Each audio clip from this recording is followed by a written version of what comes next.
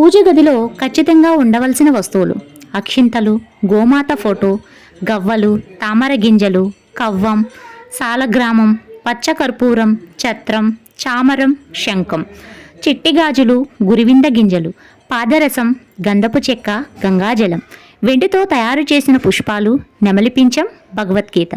ఖచ్చితంగా ఇవి మీ పూజా మందిరంలో ఉండాలి. ఇలా ఉన్నట్లయితే లక్ష్మీ కటాక్షం అతి తొందరలోనే కలుగుతుంది.